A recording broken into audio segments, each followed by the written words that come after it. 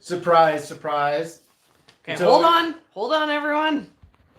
Just like your mom cleaning your face after you eat some spaghetti sauce. Serina's wiping the camera. Gotta clean the screen. Alright. And just move this in. We were in soil block making mode today. Okay. Getting a bunch of soil blocks made for planting stuff for the nursery sale. And Serena was cleaning out some old trays because we've used almost all of our... Yeah, we're out. Yeah. We're out of trays. But today, we're going to answer some questions. It's Q&A day with INS. Yeah, for Ian and Serena. We just gotta pull up the post on Ian's phone. Ian, what would be our top 5 favorite things to sell to grow for yourself that you just can't sell? Well, eggplants, number 1. Wait, where you go? What have you done here? We need to start at the bottom of the list. Well, I was just starting at the top. No, we have to first come, first serve. serve. For that one, there is only one answer, though. It's eggplants. People hate buying eggplants. What? And it's our favorite. What's something that you like to grow that you can't sell? Oh, like tons of stuff. Yeah, but... Yeah, bok choy. Yeah. I think bok choy is the best. I think that it's the best one. Because we're not going to stop growing it. People asking about tilling, why we till. That is because we are fighting invasive grass. And once we get our grass problem controlled, which we're hoping to do this year, then we won't till, or we won't do any more deep tilling. We might still kind of do like there's the power harrow, but there's also a till that is like at a controlled depth. Yeah, precision depth roller. Yeah. And it makes it so you can till by half-inch increments. Yeah, so you could just till the very top, like the top inch or 2 of the soil before you... Or even less. Yeah, before you use a seeder. And then it's nice and fluffy for the seeds. And then after that, you don't disturb anything underneath. Yep. We, like, in our home garden, we used to be no-till. But we till so aggressively just because of the rhizominous grass. Because of all the couch grass that we're fighting. But we're hoping with an aggressive fighting strategy we can beat it this year. Okay. Roxanne B asked, if you won the lottery, what would each of you say is the top 3 purchases for the farm? Happy Easter. I don't think I'd buy anything different. I think this was if we won the lottery, I don't think that there's anything we'd just continue on our plan quicker. Yeah. Because our plan is to build a nice roadside stand, and we figure that could be, depending on how nice, it could be $150,000 to do something like that. So there's your lotto winnings right there. Well, but even winning the lottery wouldn't make it any easier to find a contractor to build it for us, and it wouldn't eliminate the fact that before we need permitting before we go about staking, what's the... I don't know what you're saying. Survey, yeah. Before we get the property surveyed, in order to stake out where it would be, we need to find out where our septic field is. There's a lot of steps. If we were gonna live in an imaginary world, the thing I think we'd like the most is time. Yeah. Right? If we could just stop time and then get a bunch of stuff done. Get a bunch of stuff done. Yeah. That's what we need more than money, I would say. Yeah.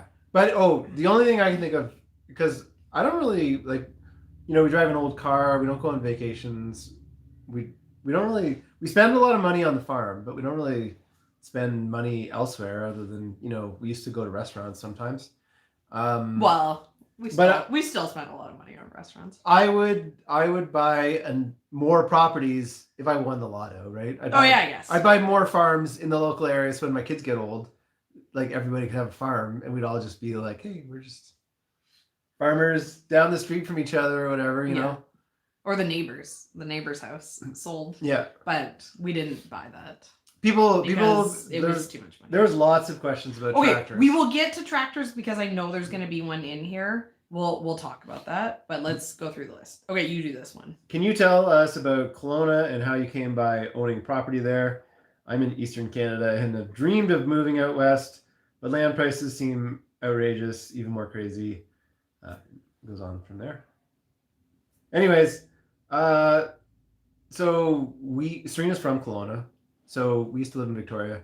We moved here, and we got some help from my parents to buy our first house, and that was in an area that was kind of like, oh, it's the run down, like trashy area. It was literally on the wrong side of the tracks. Yeah, but it was also built in the 1960s. Like Kelowna's just got this like patch of flat ground in the middle of it where downtown is, and then everything else is hills, right? So now they're building all these houses up on hills, and they're these huge mansions, like lots of them. And some of them, it's like the lot costs $500,000 because it has to have a retaining wall and all this fill and stuff.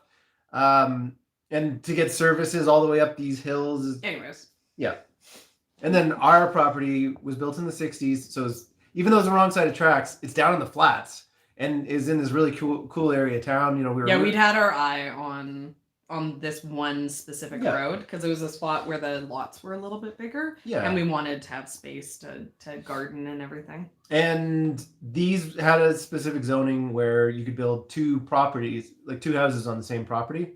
And then, things just started to heat up in the market, and all of that area that used to have like this trashy factor, suddenly was like people were buying those houses and renovating them like crazy and flipping them or putting these extra carriage houses on them. And our property value was going up by like $100,000 a year for a few years. And then it ended up being kind of like we were like, okay, we're going to live here forever. Our kitchen was like a galley kitchen. It was so small. It was half of a galley kitchen. So we were gonna do a little reno on the house, and then we started thinking about like what else could that money get us? And literally the reno budget plus the value of the house with how much it had gone up was the sidestep to getting 2.5 acres, like 2 buildings. We're still in Kelowna, but we're like on the outskirts of Kelowna, and so that typical property. I mean, okay, lottery thing. Like we owned property, and then property went up. So like relative. For everyone else who doesn't necessarily know anything about the Kelowna real estate, our budget for finding a farm was $1 million. And this property was a crazy deal because this house is like scary, and no one Banks didn't want to touch it, right? No one wanted to buy this house, and so what was it? $775? Yeah. Yeah. So just for context, 2.5 acres with like a scary old house that like definitely has a lot of money that needs to go into it before it's less scary. Not in town, right? Like, because there was farms in town that we would love, but they're like multi-million-dollar properties. Yeah. Yeah. So, and like to go back to the question about like how to get into Kelowna. Kelowna's I would say the prices aren't going to get any better, right? So if you're like, oh, I want to move there, but I'm just waiting for like the crazy property bubble to burst. It's just not going to happen because it's so desirable to live here that people from all over the world are trying to get into Kelowna for the long term. So, my advice... But, there's lots of other nice places in BC that don't have that value. Like... I mean, look, like my advice would be look at the list of the like top most livable cities in Canada that came out recently. 9 of the top 10 are in BC, and not all. I don't know. No, the number maybe it was like 7 out of 10, but it was crazy. Rossland, I think, was like one of them. Yeah. There's lots of places that it's still going to be super expensive compared to the East Coast. Lots of people here I know are moving out to the East Coast because it's more affordable. But you know, if you want to get out here, Oh, I could live in so many places in BC. I've seen a lot of BC, and there's a lot of places that I'd be like, yeah, I'd live here. yeah. You know, We used to live on the island. We really like up island. Yeah, I'd go Like, up islands. You know, like kind of I'd go into the like Kootenays. Nanaimo area. Yeah, the Kootenays is amazing. I'd live thing on the coast, is anywhere on the coast. like there, you know, it all depends on what your job is, right? If you can work remote, then you know all you need is good internet, and BC in general has pretty good internet. It doesn't matter anymore because now there's Starlink. Well, you don't have it yet. No, lots of people have. It's online. People who like were on the list. It's not like I'm gonna. But you can plan for it. Yeah. Okay. When seed starting, do you germinate first without the lights? Yes. The only time I'll use the lights to germinate is we have a bunch of fluorescent lights that basically I use as heat mats, right? Because they get so hot, the tube lighting. So I'll turn them on if it's something that needs heat to germinate, and then I just keep an eye on it, and then once it germinates, then I put it under the light. You don't, but there are a few seeds. You know, read your seed pack. Some seeds need light to germinate. Yeah. Though I'm of the opinion that they don't actually. Yeah. Right. Like they're still gonna germinate with ambient light. Yeah. Right. Because that's like saying like, oh, seeds won't germinate on cloudy days. They'll only germinate on sunny days. This is still Carol Ann. When selling the bunches of flowers, do you wrap them in anything? You don't sell them in mason jars, right? So in the past, there's been no wrapping done on the bouquets. We sell $10 bouquets. And that is like a crazy deal. Yeah, you can't put extra things in at $10. Yeah. $10 is you get some nice looking flowers that were grown well. Yeah, it's like a good deal for that people. Are quickly arranged nicely, and that's all for $10. That's out the door. We can't worry about it anymore because some of them don't even sell. So yeah, so they don't get wrapped because there's just no point. Yeah. Right, the person and like the customer for a $10 bouquet isn't the person who's like, oh, I'm buying this because it's beautiful. It's definitely like the price point where, you know, it's like grocery store flowers. Yeah. Now we do have jars. We specifically call out to people that not call out, but we just tell people that we use recycled jars. And lots of times people will be like, oh, I got all these jars sitting around. And, you know, we'll get somebody's clearing out their shed of all their old jam jars or something like that. Just odd shaped jars.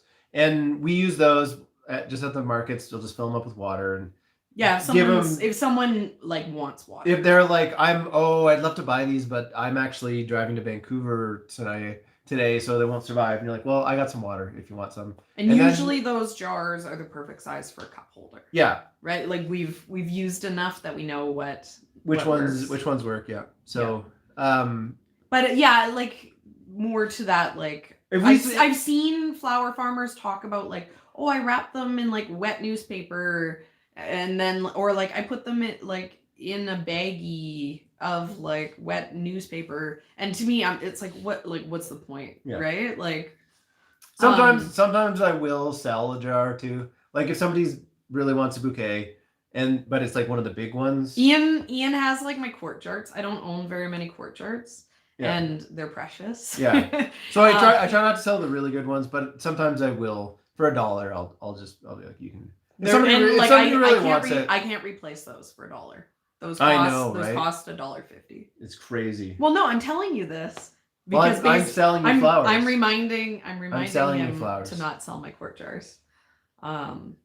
Yeah, but like the flowers are fine. They're in water. But if we were selling $40 bouquets. Oh yeah, so next year we're doing $20 bouquets and we're gonna wrap those. Yeah. But we're also gonna sell $10 straight bunches, which is like, you know, it'll be a handful of all the same type of flower, and those not wrapped. They won't be wrapped at all.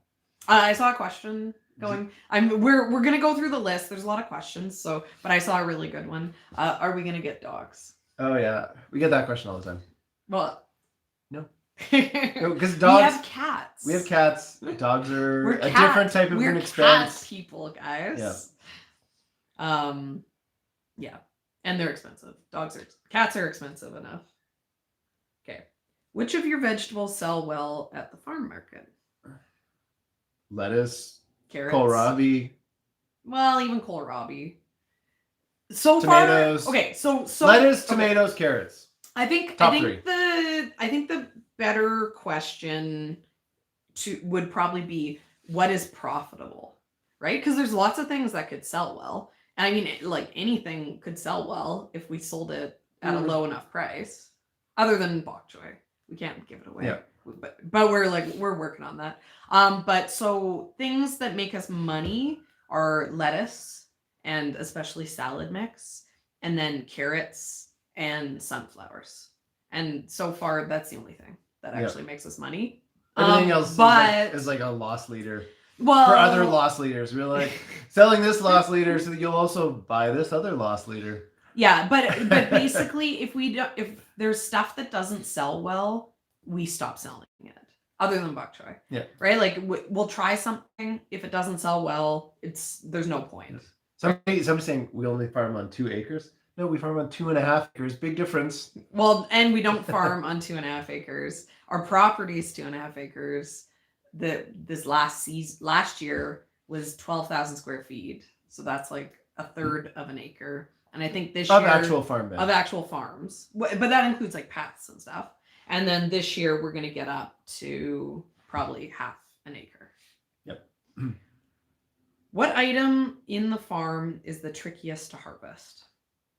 Onions take those green onions. Oh yeah, forever. green onions. Yeah. Green onions are a pain in the butt. Basically in the same way that we don't grow things that don't sell, we also don't grow things that are hard to harvest. Yeah. It's like peas, or like I'm doing an experiment with beans because I'm doing pole beans.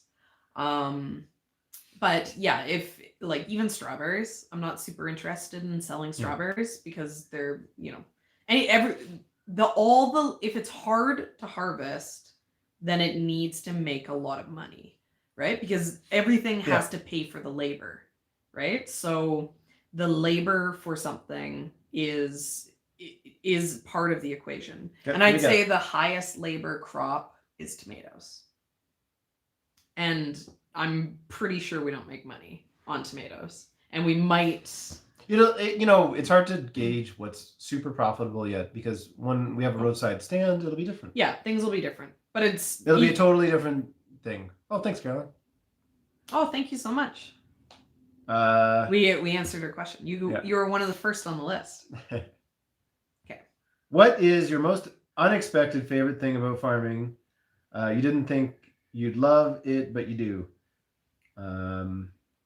I really like doing the farmers markets just for the social aspect. Yeah, I was gonna say that when I read this, I was instantly like, yeah, the farmers market. Because I was talking about this. I'm going to talk about this a little bit in upcoming video. So here's a sneak peek. But selling flowers and selling all these beautiful veggies, it's very like something that people want to talk about. People approach you when you're at the farmers market, open to talking, and I find, because like I was social as a kid, and then you go to a university, and then I was working in forestry, and it's like it's hard to just like talk to people sometimes, because like just how the world is and stuff. It's hard to meet new people and have an interesting conversation instead of it being awkward. And it's like at the farmers market, the conversations are never awkward. They're always like so fun, and people are really willing to open up, and just I really like that. I found that it's been very fulfilling, like socially, just to be able to like... Totally. I mean, I love the market. I'm always like, I wish I could do the market. And then Ian's like, I wake up at 3 a.m. to do the market. Yeah. And I'm like, I wish we could do an evening market again. The farmers market's really fun. And I didn't expect to like it because I worked retail, and that was like really bad. Right. So I was amazed people were so amazing. Okay. And then the second part to this is basically, thanks for joining the membership. So just channel announcement. The member live chat for April is this Friday at 10 a.m. I made a post. You need you need the link in the post. It's a private chat, so you need the actual link. It won't like pop up like how these live videos pop up. So for all the members who haven't seen that yet, I'll post it again just because I know sometimes, but they're in the community posts to find the link. Okay, so the second part of this question is how do we decide what to grow? Failure. Dealing with failure. Yeah. So how do we decide what not to grow? It depends. Like if there's something that we're like, we need to be able, like people grow this profitably, we need to be able to figure out how to grow this profitably. We give it more time. Yeah, I don't know. I don't know that I'd even consider that like a failure, right? Because there's lots of stuff that we can grow well that. So should we just agree that we don't fail? No, we fail all the time. A perfect example is radishes. We have this like maggot that gets into all the radishes and the turnips. And so we keep trying, right? Because we'd really like it. But we don't actually try because we never put the insect netting over it. Yeah. And so if we put the insect netting over it, we wouldn't have the problem of it. Well, I planted some radishes today, so we should probably go and put the it's easier said than done, right? Because there's always a million things. And I know how to answer this. And what it is so for the radishes, we have this maggot, right? If it was something that already was like, it's hard to sell, it's like not really worth the time, I'd just be like, whatever. If it's hard to sell and hard to grow, it's like instantly, I'm not going to bother. But with radishes sell really well. So then I start to think, well, is there a way that I can deal, like, I know how it's failing. It's failing because this bug's getting into it. Is there a way that I can deal with how it's failing and then have success? Yeah. Right? So we're still... because we know what the problem is, we're still trying to have success. I'd say that we try as long as we still are looking to the future for something from that. Yeah. But so another good example would be for flowers. So, I mean... we don't need another example. You know what? You got to tell... You're like... you told like, so I grew up in Ontario and then I moved to Victoria and like, let me tell you about all my friends. I'm actually answering the question. Yep. Okay, so another example of like crop failure is the flowers. We don't try anything other than the Lysianthus and some of the ranunculus and stuff. But we don't even try stuff that's going to be difficult. We make our choices based on what's going to be easy, right? So we're preventing failure ahead of time by growing what is the easiest thing to grow for us. So with flowers, it's dry and it's hot, so we always pick drought tolerant varieties. There'd be no reason for me to try to grow something that needs like lots of water and cool temperatures. Why struggle to grow something difficult? So those are my 2 tips. Try to figure out why it's failing and then fix it, or grow stuff that's easier in the first place so you don't have failure. Okay, go ahead. How excited are you guys to start this growing year? 42. Very excited. Yeah. We love it, right? We do it because we love it. I mean, if anything, the moral of the story of the channel is there's no money in farming. but yeah, we're super excited, and the weather's getting nicer, so it's nice to be outside again. You both are very hard workers. Do you do a lot? Have you considered hiring help? Also, who watches the kiddos while you're both busy at the farm? So this year we have someone joining us. We have our friend who's gonna be working on the farm. She starts Tuesday. so I'm excited. I'm excited to have that. That everything needs to get potted up. Like all of my tomatoes are crazy, and I'm like, oh my god. And then I was like, oh wait, I'm gonna have help. it's not gonna be as chaotic. So we're hoping to be able to get a lot more done.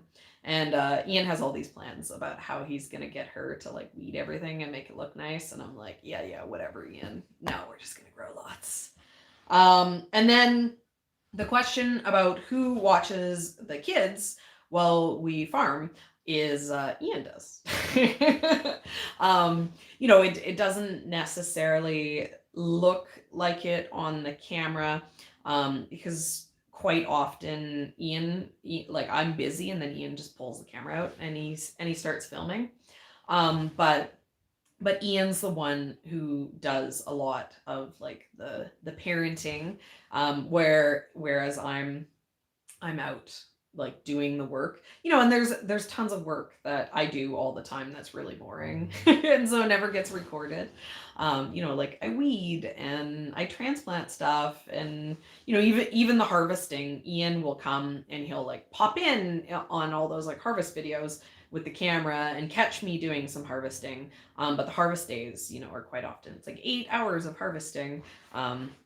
So like I'm busy the whole time. He's watching the kids. And then also our daughter is in school, so that's been pretty incredible. And our son is starting kindergarten next year, so we're like, oh my god, 5 days a week. And then we have our son in daycare 3 days a week to get him ready for going into school. So that really helps.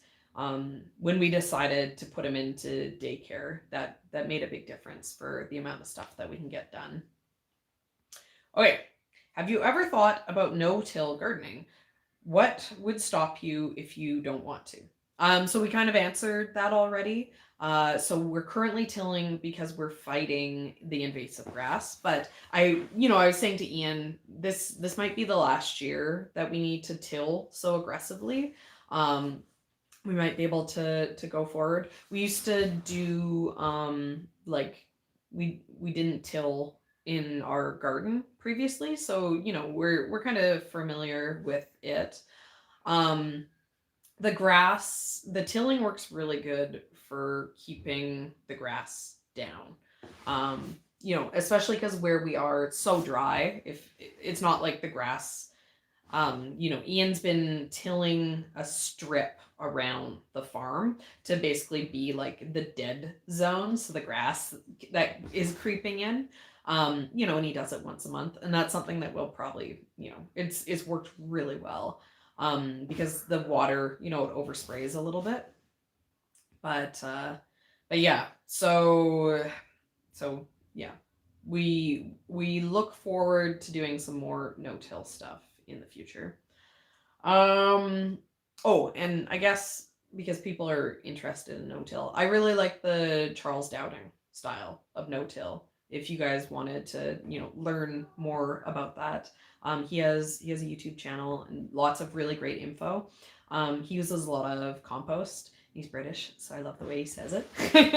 But yeah, he basically uses compost to create like a stale seed bed and stuff. But I don't want to get too much into it because it starts to get kind of nerdy.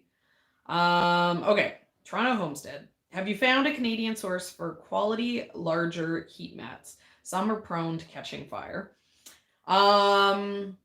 So this is my like Canadian advice. Whenever we share links like on our channel, we almost always are sharing links that work for America.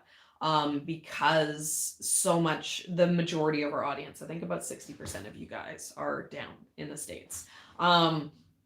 For our resources for buying in Canada, we buy a lot of the farm gear at Dubois Agronovator. I think it's off the top of your head. Can you remember Dubois?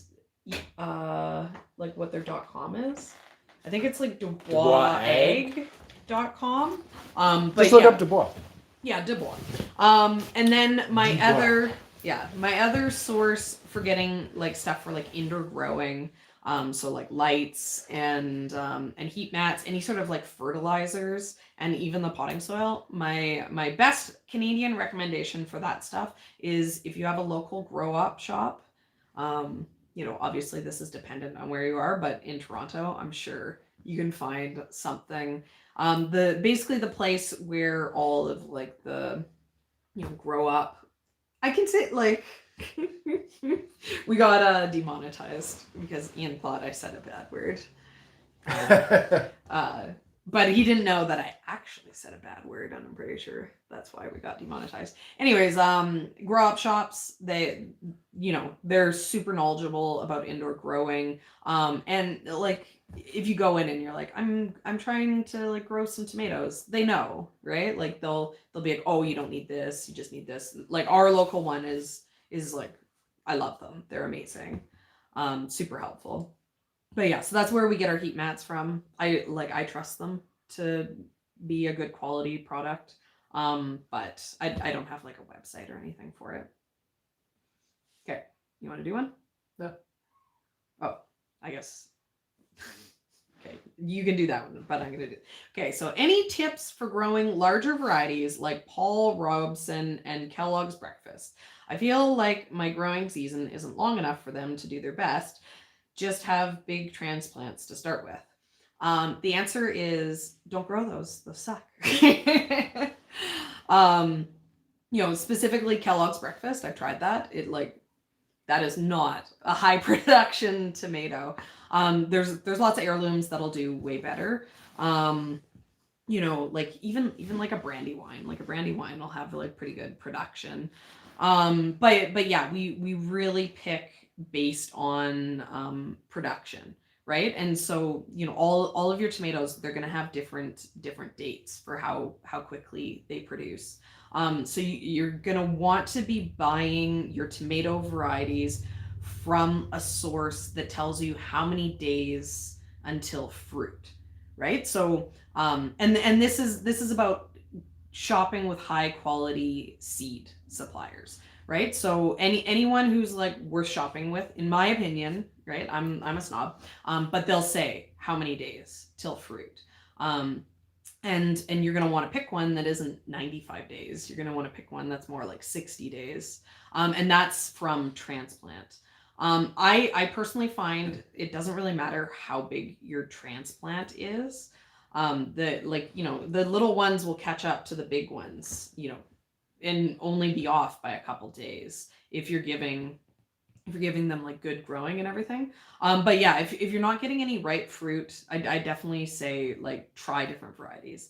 That's why you like the Juliet so much, is because it's not massive, so it ripens up really quick. Yeah, the Juliet is the first to produce. It just keeps producing. Yeah. So, you know, one plant is only going to produce so much, you know, weight of tomato anyways. But if you can constantly harvest it because it's constantly ripe, then, you know, that's more beneficial than having to wait till something, you know, fully matures and then. Yeah. No, I mean, get anything, right? But I understand that lots of people, you know, they want like tomato sandwich tomatoes. Yeah. But there's, you know, there's an infinite number. Pink Berkeley tie-dye, one of the heirlooms that we grow, is it's a very early one too. It was, and we have to be careful when we're shopping for tomatoes. Yeah, there's like an infinite list of stuff I just won't even try. Yeah. Because I'm like, what's the point? That was just kind of nice words. It's not really a question in there, I don't think. Oh, it's not a question, but they're saying handspun yarn and fibers by ... is saying that we need to do a tomato taste test during the year. Yeah. So I know this isn't a question, but I did a video like 2 years ago. It was like in the fall, where I talked about all the varieties that I grew. Like it might have been a live video. It's probably, instead of searching for it, it's probably easier just to make it again. But I made one and I talked about like all the flavors and everything and like what I liked about them. You know, it was probably like a 2-hour live video. It's probably a slog, but but if you're interested. You know, it's kind of funny making videos. When you go back and you watch, like we watch some of our old videos, like, oh, that was a good video. But they kind of get wiped from your mind as soon as you make them, because they, you know, making a video, especially because we put a lot of time into making them, it's like a big emotional thing to like get it all done, and then it's posted and you're like, oh, how's it gonna do? And then it just because you have the next one and the next one just comes and the old one just fades away, And then as they continue fading away, the ones that, you don't go back and watch very often, they get completely forgotten. And then every now and then you go back and, you click on something and you're like experiencing it for the first time. Yeah, well, I did that this winter. Yeah. When I like I went back and I found I was like, oh, I made this, and I had a really weird title for it, but it was like my how to grow seedlings video. It was like my seedling video, and it had a really bad title and a really bad thumbnail. And I was like, this video is so good. I'm like, why? I was like, this is like my definitive. I don't have anything else to say that I didn't already say in this video. I was like, but that's how it is. You make the perfect video. You're like, this is it. This is the answer. And then it's like, it does nothing. And then you make a stupid video because you're being lazy. I got attacked by my neighbor's goat. Yeah, and then it's like, woo, when do you guys find time to cook, do laundry, and clean house? Do you have hired help? The answer is we don't do those things. No, well, we do, but our house is generally at a messier state than we would like, because that's the sacrifice, right? Our house is straight up super messy. We clean it up all the time. Well, I spend so much time relative to what the general world thinks. It's safe. Don't call Child Protective Services on us. It's safe. But it's messy. Yeah. Yeah. Leah is always doing crafts, so she's just cutting up paper constantly. So there's scraps there. And Sam, he has busy hands, so he just rips stuff apart. If he finds a piece of styrofoam or a piece of, something that's fun to tear, he just tears it up in little pieces, and it's in his little corner somewhere. And so we're just always cleaning. The thing that is how we get everything done is, for one, we get to it when we have time to work. We have to take advantage of that time, and so we work hard when we have our little windows. And it's Serina and I are always kind of shifting back and forth for who's gonna take care of the kids, and who is more able to focus on whatever task they're doing that day. So one person will have a task that's more urgent, and they'll get. I already said earlier when you're gone that you're the one who does the majority of the child care and the house care and everything. Yeah.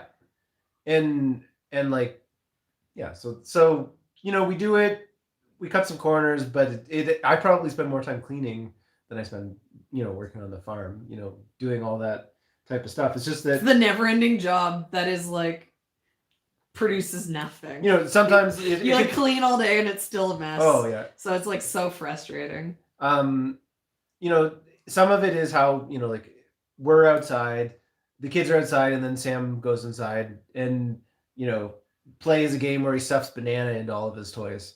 And we didn't stop it in time, and now we have all this extra cleanup because of it. But in the meantime, at least we got all that other stuff, done while we had daylight. And then the other thing is, we have the ability to work at night really well, right? So we could get 3. Yeah, we do a lot. We put the kids to bed, and then we do that's why a lot of the work is night owl work. Yeah, Serina will frequently work for 4 hours at night after the kids go to bed. After the kids go to bed, out in the outbuilding, this time of year, potting up stuff or whatever, seeding trays, and that'll frequently be the time where I can actually get some house cleaning done. Or Ian does a lot in the summer. You probably noticed the quality of the videos wasn't as good over the winter. Ian didn't know where I was going with that one. I thought you were going to. He was about to get mad. Yeah, Ian does. So in the summer, I'm outside working. Ian's inside with the kids making videos. Yeah, I made most of the videos in the summer. Ian made almost all of the farm vlog, the harvest story ones. In general, I do more of the vlogging we stuff. work on them together, but for the life of me, I cannot tell a story. I don't know if you guys have noticed that from these live videos. These live videos are basically Serina tries to tell a story. It ends up being 2 hours and boring. Whereas Ian makes these really great story videos. But I can also point a camera at me and I can tell you exactly what's Yeah, going on. Serina's really good on camera. And so like me making a video of Serina where it's a really good video, you know, it's actually just Serina being charismatic on camera, and then me just editing it, you know, that's not me making a great video, that's Serina being great on camera. Well, it's the magic. But together, yeah, we bring the magic. We have, and I edit too. We both edit together, and the way that we edit is like Ian will do a cut, and then I'll do a cut, and then Ian will go back, and then I'll go and make sure that the music isn't too loud. You know, like what we switch back and forth, right? So almost every video will have both of us working on it. That's why the videos never, or from our opinion, rarely drag a ton. Yeah, because we'll come in and we'll be like, this is boring. Yeah. And I laugh. That, like, you know, I mean, I like, you have to have a certain amount of ego to make YouTube videos, because it means you think you're interesting enough that people want to that strangers want to listen to you, right? So like if anyone who does YouTube already has a certain level of ego, but I've noticed that like I'll go and I'll watch Ian's videos, like Ian's first cut, and he'll have like cut out like a ton of my talking, but he's kept all his talking. And I'll be like, and then I'm like, oh, but like I was so interesting there, and I'm like, oh, but you're being so boring, right? Like, so we both are a lot more interested in what we ourselves are saying. Yeah. Which, be like, I did a funny there. And then she'll be like, I'll be like, that's not actually funny. But I think that like, you know, even though we like bicker about it at home privately, I think the fact that we both go and we're like, it's two eyes to cut out the boring, I think it helps. Yeah. You know. And yeah, I think that's it. Okay. So I wanted to say when I read this question about like the laundry and the clean house, it made me think of something that I was going to say to Ian, but I'll so people all the time are like, oh, you should do woofers. You should have like woofers in. And one of the reasons why I've been super resistant to woofers, beyond the fact that I think that they need more training than labor you get out of them, is the expectation of having woofers is that you're supposed to like cook for them. And I was like, I don't want to like, I can't even like cook for myself, and then I'm gonna like have this woofer, and I'm supposed to like cook the meals. I'm like, what we need because we'd be like, here you go, it's just a bowl of choy. Yeah, or we'd be like, lunch. What do you mean lunch? Just go eat more cucumbers out of the greenhouse. Yeah. And they're like, I'm not in the greenhouse because I'm not actually working like 12 hours. And we're like, why are you even here? But it would be amazing to have like an au pair, like someone who comes and like cooks dinner for us. We can just like hangs out with the kids for like a couple hours and like cooks us dinner. That would be my dream. If we won there we go. Yeah. If we won the lottery. That's fine right there. Going back, if we won the lottery, what would we spend the money on? We would hire like a housekeeper. Yeah. A woofer is like what is a worldwide organic basically they work at organic farms for free in exchange for knowledge of, you know, how to farm, right? And it is something that is a good starting point for, like, it's a starting point for a lot of farmers, but it also can be more trouble than it's worth, like Serina said, because you know, sometimes you have to spend, you know, it's like hiring somebody. And it's like, do you actually get anything out of them until they know how to do the tasks? Yeah, you have. And to, then imagine if you hire train someone, and then you get like finally train them, and then they're gone. Yeah, and then they leave. And then you have to train someone else. No. Yeah, just no. Though I will say this: there is one value to having someone to come and weed with me, and that is that I then have someone to hang out with and chat with while I weed. Right? Just do like an 8-hour live video. But could you imagine how crappy that'd be? Okay. But can you imagine? What? Someone who like comes and like cooks dinner for us in exchange for like staying at our house. Wouldn't that be amazing? Sure. And lunch. Okay. I get it. Okay, are you doing this one? How many beds will you have this year, and how long are they? How many are we gonna have this year? 40? No, 50, more than that. 60? I don't know the number, Yeah. but it's going to be about a half acre's worth. And then the size... They're all 50 feet long. The size of the bed is 50 feet by 4 feet, Minus with path. the path being 18 inches and the bed being 30 inches. Yeah. And everything will always be 50 feet. We're going to keep consistent with the 50-foot beds. Do you use soil blocks for your seedling sale? Yes, we do. Yeah, we use a 2-inch soil block. For plants started from seed, do you start all your soil block seedlings in 3/4 inch blocks? No. Yeah. They're asking if we Use those like small ones. Do the mini ones and then bump them into the bigger blocks. And I personally really don't like the 3/4 inch blocks. So much labor. Flower farmers are obsessed with the 3/4 inch blocks, and from what I can tell, I think it's because they don't ever bump them into bigger. They could be not wasting all that soil for germination. Yeah, and I think that they it makes it so you can plant them out a lot quicker, right? Because they only... But I don't know. I don't know how I'm not good enough at seedlings to be able to have happy, healthy plants being grown in 3/4 inch soil blocks. I know Lisa Ziegler has been posting pictures everywhere of her zinnias in 3/4 inch blocks, and they blow my mind because they look gorgeous. But it's like, I mean, at that point, it's like, are you just growing, like, are they might as well be hydroponics, right? I don't know the trick. I haven't looked into it. But yeah, you can save a lot of space, but labor. Yeah, I'd rather just use the space. Listen. What are your customers' top 5 crops that they buy at the market? Yeah, we get for baby lettuce mix, do you plant?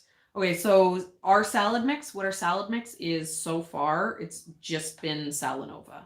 And then we just pick heads and we chop it up and we wash it into salad mix. Basically look up Curtis Stone, the urban farmer. I think that's something like that. Yep. For his channel. We do exactly what he does for his salad mix. And then, but this year we bought a tool called the Quick Cut Harvester, right? Greens Quick Cut Harvester, something like that. And so we are going to be experimenting with baby lettuce this year, as well as a bunch of other baby greens for salad mixes. But the Salanova is pretty amazing. If you were to expand, what else would be in store for your farm, either realistically or daydreaming answers? Well, you got to tell them about the farm stand, right? Well, we talk about the farm stand a lot. Obviously, I know, but that's what our actual expansion is. But what about a pumpkin patch? No. Serena always dreamed about having a pumpkin patch. Yeah, but different situation. So you know what I'd want? So the dream, which isn't the dream, it's the plan, right? It's like, I mean, we're probably trickling over into like year 5, 6 for it. But the dream is we are going to build a farm stand. And by farm stand, I don't mean like something, like we're going to build a store on the farm. It's going to be like a building, and we are going to sell everything that we grow, and then we're also going to buy in stuff that we don't grow, like pumpkins. Someone else who has land can grow pumpkins for us. And so that is the long-term plan. The long-term plan is to max out the space that we have, and then never have to worry about having more land, because we'll just buy it wholesale from someone else and sell it. Yeah. What about a corn maze? No. My favorite like little storyline that I followed last year was on this one farmer group in Facebook, and there's this one guy who was having incredible success with like some corn maze. Yeah, his corn maze. And he's like, I'm a farmer. I want to grow food. He's like making like $1 million on this corn maze, and he basically his His job was like, he was like, I hate my life. He was like complaining. Because he was And being so successful with all it. he's like, here's my field. You know what I had to do to my field today? I just turned it into a parking lot. You know how much food I could have grown here? He's like, but instead I had to like make $1 million because people are ridiculous. And then they come and they like smack down. Yeah. He's like, it's not even, I never even harvest this corn. And they don't even buy corn. Yeah. Yeah. And then he's like, oh, I'm so successful at building a concession stand. Oh, I just hate it so much. He's like, now we're selling ice cream. He's like, when did I become like a turned into a circus? And he's like, it was pretty fun. We're rich. I think, yeah, he's like, well, I guess we're finally successful farmers. He I don't know if you ever saw this, the end of that story. He was selling a course on how to like do like an agritourism. Oh, it was so good. He like, let's put it this way. These posts are so good that Ian and I are like laughing about them with you guys. So someone obviously knew a lot about marketing to be able to be like, so like, just, you know, just great.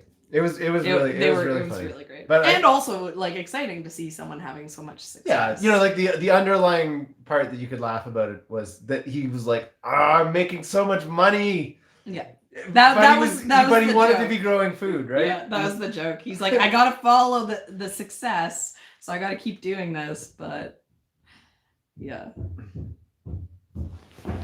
Oh, they're stomping. How many hours a week do you work on the farm? Too many. I am definitely not very good at farming. I'm hoping, so our friend who's coming to work with us this year, she's really good. And she is going to give me a super hard time. Cause she'll be like, what are you doing? Like, get working. So she'll force me to be a lot more efficient. But we do like all the hours is the answer. Yeah, we need to get better at farming. And as we know what we're doing, you know, when there's less like, oh, what do I do next? Like more efficiencies and everything. You know, we'll get there in the future. But for like hours per week, I don't know. Like including Ian, definitely more than full time. Definitely more than 80 hours. Like maybe like 100 hours. You know, the YouTube takes like about 40 hours a week. You know, and then the farm takes all the rest of the hours. Other than the 8, we still get 8 hours of sleep somewhat. Some nights we don't, but we do still sleep. We don't do much else other than farm and YouTube and sleep. How do you water all your seedlings? How much water do you use? Liquid fertilizer? How long does it take? My grow studio is a fraction of yours and takes 12 gallons of water every week hand watering. I mean, that sounds like not that much water, right? Because that would be like 12 watering cans. You know, like so for context, my dahlias, which need like no water, like they need to be like they need to be super dry. You know, there's like 500 of them or something crazy, but probably takes more than 12 gallons to water those. And then I do those like once a week. The amount of water, you know, it's all relative to the amount, to the heat too. But for the answer of like how much water, it would be use enough, but don't use too much, which is that's obviously a very frustrating answer. It's hard. It is a hard one. It's one.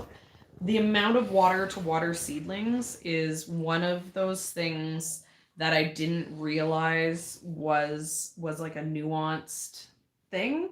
It's something that I just naturally know the amount. Twice. What? You water them twice. Well, but if you overwater them, that's an issue. Yeah, if you water them 3 times, that's too much. Yeah, it's a skill. Watering is a skill.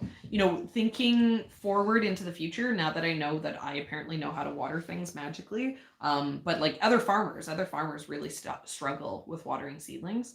That even though it seems like a really menial job, it'll probably always be my job because I know how to do it properly. But yeah, it like just time and experience on that one. And then for that, like for how long, takes an hour to 2 hours a day. Here's a good question. To I'm answering. Team No, flower no, or let team me. veggie? You know what? Let me finish answering these questions. Okay. And I'm just saying. I'm just saying team flower. Then we'll do that. Yeah. So takes an hour to 2 hours a day to water seedlings. It takes a long time. Yeah. Which is part of the reason why it's like insane. Sometimes I'll be in the house, like watching the kids, and it'll be like Serina's like, I gotta go do some watering, and then I gotta, seed all these trays, and it'll be like, how time with kids is just chaos, bombs exploding, loud noises, screaming, and then it seems like it's been forever, and then I'll go see her, and she's like, well, I almost got all the watering done, and I'm like, oh God, I gotta go back. One of the things that makes it a lot easier for me for watering is I'm not watering with a watering can, right? I'm doing like the dahlias because they're big. But the reason why I grow in the bathroom is I use the shower head to water. I basically turn the shower head into like a watering wand, and I put all the seedlings into the floor of the shower, and then I water them, and that makes things a lot quicker and a lot more efficient. And then the last part of this question was about liquid fertilizer. I add fertilizer to my potting soil. So like in the dirt is the fertilizer, and it's enough for the plants to stay healthy for about 4 weeks. At which point they get potted up. The new potting soil has fertilizer in it. It's ready to go for the next 4 weeks. If they start to suffer, like maybe I forgot to put the fertilizer in, I've done liquid fertilizer, and then I do it once a week. But it's a pain to fertilize. I really don't like fertilizing. Yeah. I was gonna ask team flower or team veggie. Team flower. I think team flower is winning 2-0. That's yeah. Well, Ian hasn't been here for the last couple videos, for live videos, so. Which is funny because Team Flowers have been definitely representing in the last few videos. When we did the official poll on a community tab one time, it was like 58-42, something like that, in favor of Team Veggies. But I don't know. I think Team Flowers. I think we're more vocal. I think that Team Flowers have been showing up more to the live videos, because this one's looking like a team flower. Yeah, because the live videos have been like pretty heavy with the. Oh yeah! Look at that. A member who's currently in the sunflower phase is Team Flowers. Oh, look, word vendor. They're like Team Flowers, and Ian look cute might delete later. Oh. That's what I call. I'm calling this one for flowers. Yeah. I know. Well, you guys are going to be excited. There's going to be like a crazy amount of flowers on the farm this year. Mm-hmm. We're overflowing the banks of the flower farm. There's going to be flowers all throughout the farm. I planted larkspur and bachelor buttons down in the bottom of the original farm section. It won't be long before I start putting a few other things down there too. Do we have beehives? Nope. But our neighbors do. So we just let them have beehives. Yeah, they have a lot of beehives. Like just right there behind the wall. You can almost see it out the window. Yeah, they have like 100 this year. I don't even know how many. I'm like, I hope those aren't all staying there, because that's like way too many bees. I'm like, they have so many bees that it's hard to imagine how that many bees could survive. Yeah, staying all together. Yeah, that there's enough food for all of them. I guess there's our farm, and that's what they're really relying on. Yeah, no, But they're actually commercial. Like that's not the owner's only property. Our neighbors, our new neighbors there, they've got other properties that they also have a lot of hives on. Yeah, from my most understanding. people who do And so who do it, they actually make honey, like as a business. But also most people who do that, they move the hives. They move the hives, yeah. Right, and so they move them like when the orchards start to bloom. Yeah. Right. So not yet. But how do you deal with bugs? We have a video on that from last year that I think does a really in general we don't job. use pesticides. Is how we the answer is we don't do anything. Yeah. If it can't be grown here without the bugs destroying it, then we have to find something else to grow, because we're not going to use pesticides just to grow some food. Yeah. But the video does a pretty good job. Do you remember what it's called? I think there's like a picture of me. You can put a link to it in the description. It's not there. I'm not going to. I need Ian's thing. It should be pretty easy to find. It was like last summer. Okay. Do you have time for any hobbies during the summer? Between parenting, farming, and video editing, it seems like finding extra time would be difficult. If not, what do you wish you had time to do? There's no extra time. Yeah. I like to say, okay, so my hobby is work. Work is work, and then I like for my hobby. I don't know. And I will agree. I really like working. Like this past year has made me realize like how much I like working. I'm so many times this year I've been like, I'm so lucky that I have 2 jobs, you know? Because it's like there's always work to do. Like, and I love it. Right? Like that was like our thing about moving here. Like our motivation for moving here and having the farm is we wanted to live a life where we'd wake up in the morning and we'd have an infinite amount of work to do. That like literally like that was what we wanted, right? Because I have like a physical need to get, like a dog that if you don't take it out for its walk, then it just starts bouncing off the walls and like destroying things. I'm not like going to destroy things because I'm a very rational person, but I don't feel comfortable in my own body if I'm not active every day. And I'd be away at work, and then I'd come home from doing this very physical job, and I just feel like I was, locked in this, you can only walk this way and you're stuck in these little rooms, and I couldn't get my energy out. So living here, I'd rather work hard and get my energy out than not. It just feels better. Oh. Oh, this guy's crazy. To finish that one up though, one of the things that we do want to do a lot more of in the summer, which we did some of and we want to do even more of this year, is we go to the beach. Yeah, there's we try to go to the beach for the kids. And so the beach is actually like great to go around dinner time.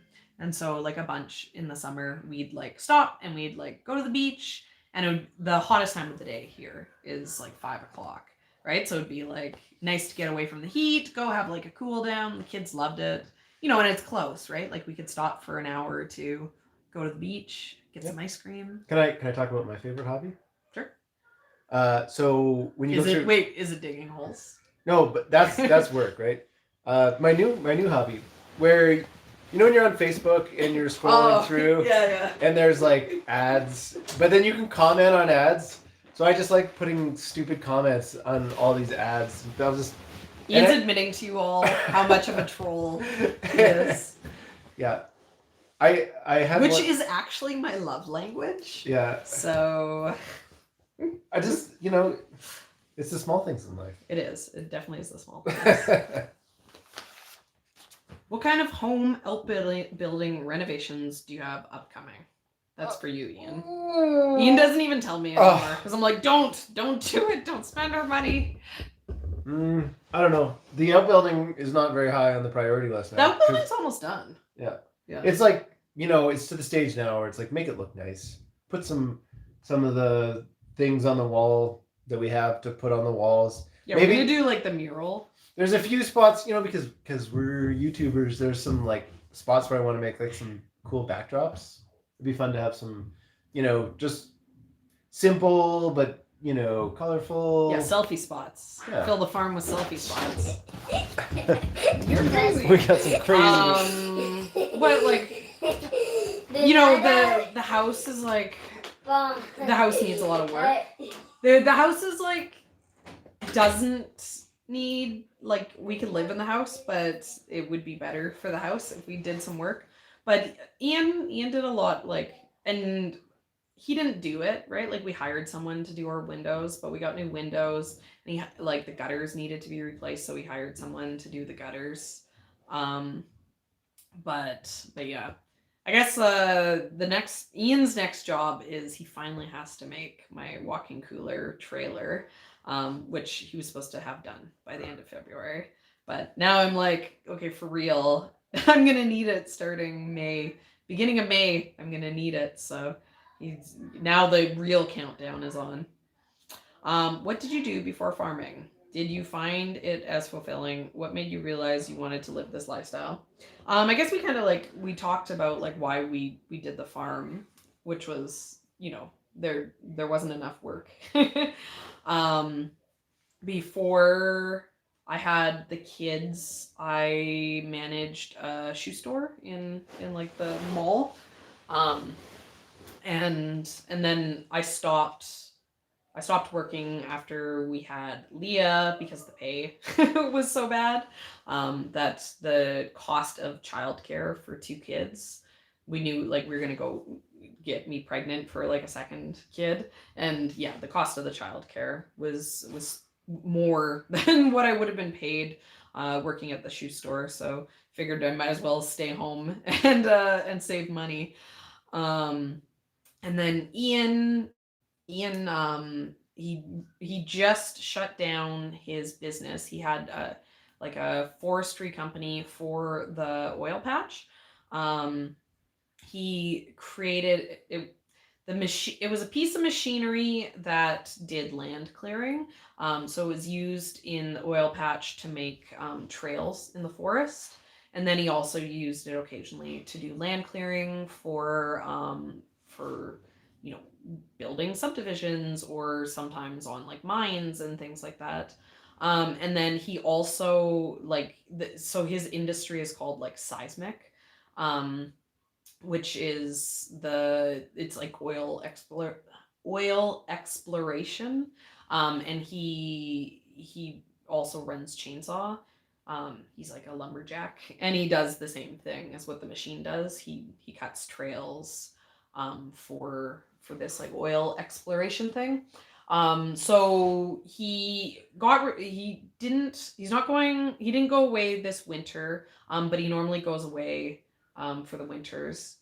But yeah, because he got rid of the business and like COVID, you know, he doesn't want to like go like live in a work camp with a bunch of like crazy people who don't think COVID is real.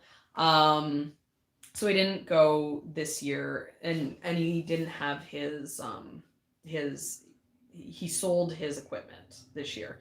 So that business is over, but he has the potential to get work doing this like forestry stuff again in the future. But you know, as long as the YouTube is making money, then he doesn't necessarily have to. You know, I still don't necessarily think there's going to be a lot of profit coming out of the farm this year. But there's probably a good chance that the YouTube will pay the bills. The farm will pay for itself. And then the YouTube will pay the bills, and then Ian doesn't necessarily have to go to work again. Right? That's your goal. Yeah. To just get to work here. Not going to work. Yeah. I was talking about what you do. I'm kind of done with the forestry stuff. Like I love it, but you know, my ear is ringing all the time, and my back was starting to bug me. Ian, like I think Ian's finally come to terms with the fact that he has some hearing damage from being inside of like a loud. That's the reason why I do like a sound check. He just has a hard time, like, you know, getting the balances and stuff. What? from your work. Haha. There's a good joke to edit out.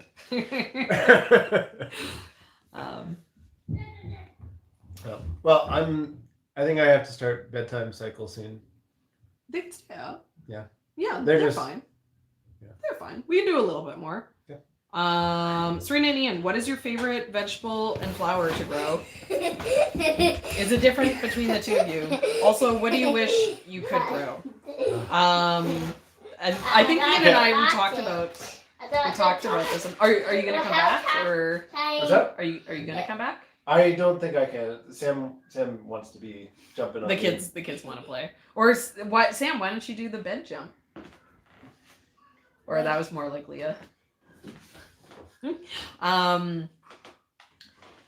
Okay. Favorite thing to grow. We talked about this. It's tomatoes. We love tomatoes. We're tomato-based life forms. You're locking it? I don't know that that's necessarily better, because if they pound on the door, that's more annoying than if they come in. Yeah, we're tomato-based life forms. Okay, so I'm not sure that there's money to be made in selling tomatoes because of how much work it is to get tomatoes, and because of the fact that here in the Okanagan, everyone grows tomatoes because they grow so easily. So you can't charge a ton of money for them. So it's kind of this like weird balance between they're easy to grow, but they take a lot of labor, and then the price, people are price sensitive for tomatoes. So I don't know that it makes sense to grow tomatoes, but I love tomatoes so much. And few things make me happier than like having like mountains of tomatoes. So, I might just, even if I make no money on them, I might just always grow them because I love them so much. And Ian's the same. We love tomatoes. We could eat tomatoes for like every meal. We'd be like, oh, we'll have a tomato salad for lunch, and then we'll have like pasta with tomato sauce on it for dinner, and then for breakfast we'll have shakshira, like eggs and tomato sauce. Yeah, we never get sick of tomatoes, especially like when they're fresh, right? Like fresh tomatoes in the summer. What do I wish I could grow? There's like, I get jealous of people who can have like a zone 8. That's like a oh, could you imagine being like zone 8? Or like North Carolina, you see like the farms in North Carolina. Okay, if you guys check out, I think there's interviews with them on YouTube, but I follow their Instagram. 10 Mothers Farm, I think is what it's called. And I think they're in North Carolina, and they can grow year round. They the summers, like you can still grow in the summers. It's not like, Florida where it's like crazy. But the winters are temperate enough that you can grow all the cool season stuff all winter, and then, they get rain, so, they don't have to worry about the irrigating. Excuse me. But yeah, like it would be nice to be able to grow tropical things. But yeah, I don't even think about it because there's so many things I can grow. No point thinking of the things I can't grow when I have more than enough things to think about that I can grow. I'm looking forward to whatever is happening inside the shipping containers. Can we get an update on those? Oh, Ian and I laughed so hard at this one. This is Garden Gates Open. You will be very disappointed if you saw what we did with the shipping containers, because we literally are just going to pile them with stuff. They're just going to be like garbage pile storage. There's nothing exciting going on in the shipping containers. We probably will never feature them in the videos because it's just going to be like a dark cave filled with, like coils of irrigation. And things like that. It's just their function is to move things out of the garage, because we're hoping to use that space more this year, for working for the farm. It's storage. Pros and cons of growing tomatoes in your tunnels. Will y'all get a small tractor for tilling? So the perks of growing the tomatoes in the tunnels is that they heat up earlier in the year. That's basically the main perk. We get pretty hot here in the summer. You want to see the shipping container stuff? Well, it's not new stuff. It's not like we bought them to put stuff in there. It's like all the piles of garbage everywhere, or like, every time we're in the outbuilding, just like what's in the background. So far, there's like, there's a pile of wood. There's like a pile. It's random stuff. It's just the bits and pieces of a farm. So growing tomatoes in a tunnel, it's nice to trellis them because you have like the ridge pole of the tunnel, so you have like a really tall spot to hang a trellis, which is nice. And then they heat up more. In the summer, they don't necessarily get hotter than they do outside, because we open them and we vent them. But yeah, they're more humid. And we don't have very much tomato disease here. But I know that in some places where like there's blight and things like that, having the tomatoes covered is really important so that the rain doesn't fall and then splash the blight out of the soil up onto the plants. So having the tomatoes covered is about preventing diseases. That's not so much the case here. Really for us, the value of the tunnels is shoulder season. So, the next week I'm probably going to plant our tunnel that I'm not going to keep the seedlings in. And I'm going to put basil and I'm going to put cucumbers. I have some like cucumbers, zucchinis. And I'm going to plant them in the tunnel. I can't plant those into the farm until May, but I can plant them in a tunnel in April because it's warmer. And then the same kind of idea, October things aren't super warm on the farm. But in October, it's still nice and warm in the tunnel. So I don't know if that answers. Okay. And then tractor, I thought there was like tractor questions before this. So you guys, we saw all the comments about the tractors, following the video all about Ian humping compost all over the farm. And you're all like, when are you getting a tractor? When are you getting a tractor? And the answer is we are never getting a tractor. And the reason is the farm is so small that if we were to have a tractor, we wouldn't be able to have the farm set up the way that it's currently set up. Because the tractor, it needs to turn around. A tractor is like a very bad turning radius vehicle, right? So we don't necessarily have the farm set up so that we could drive a pickup truck down the farm beds and then turn around to then go back up the row again. The amount of space that you need to do that is quite large. And that's the exact same situation with a tractor, right? So a tractor, with a bucket would be great to dump compost. But you basically saw the majority of the compost getting spread. We do a lot of compost, but it's kind of like one really busy week. And as Ian was saying, he loves doing physical work like that. He doesn't, Ian was, he's tired, obviously it's a long day. But it wasn't like, oh, he's hurting his body doing wheelbarrows full of compost. So no, we're not going to buy a tractor. Oh, thanks so much, Megan, for joining the members. And yet again, because I know there's always different people here at this time and another time, check the community posts. I posted today with the link for the members only live chat. It's going to be on Friday. So in the community posts is a link. Check that out and then save it to click on for finding the live video for Friday morning. So tractor. So we don't like a tractor to do a tiller. So when you have a tractor, you need to have these large spaces, right? Because the tires run, right? Like you can't, the tires of the tractor become your paths, right? And then the tiller that is like, the size of the tractor determines how big your beds are. So I think that most tractors, I think like maybe it's like 5 foot beds is what you do with tractors, and then the beds are actually like 4 feet or something. But yeah, it changes the system. Um, and then you need these like turning spaces on the end of the beds. And so like we have a tiller. The BCS is like, it's super powerful. It's not like it can do whatever we need to do.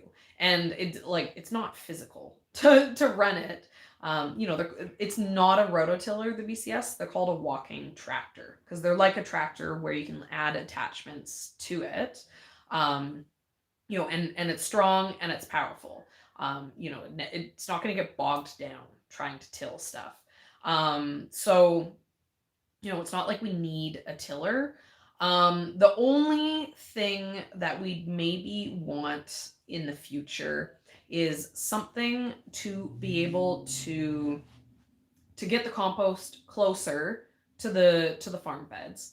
Like Ian was saying, like if he had a tractor, he would have dumped compost on the ends of the bed and then he would have spread it. So then he didn't have to like carry it down as far. He would have just kind of raked it out.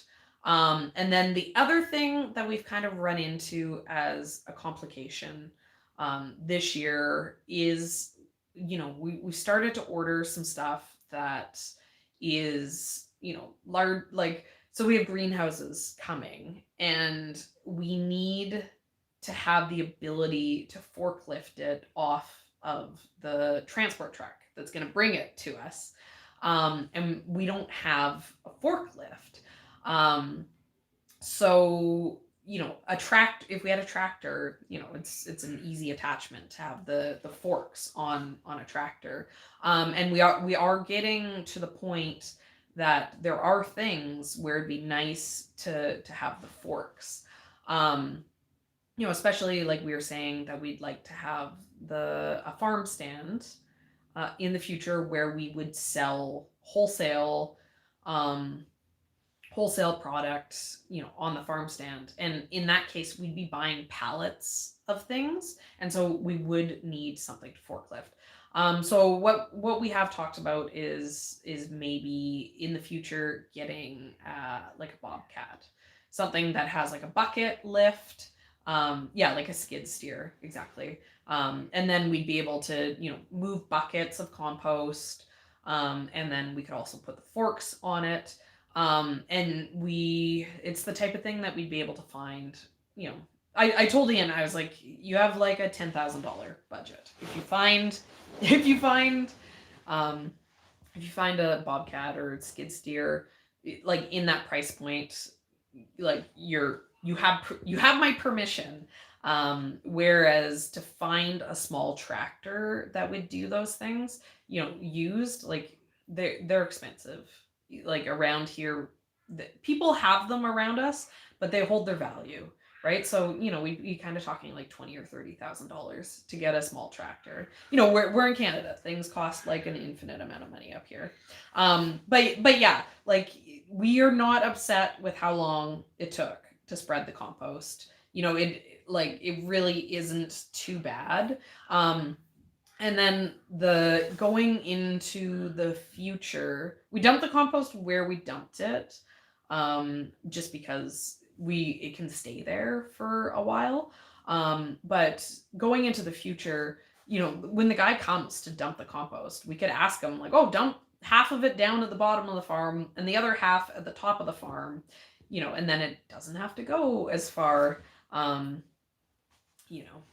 So yeah. No tractor.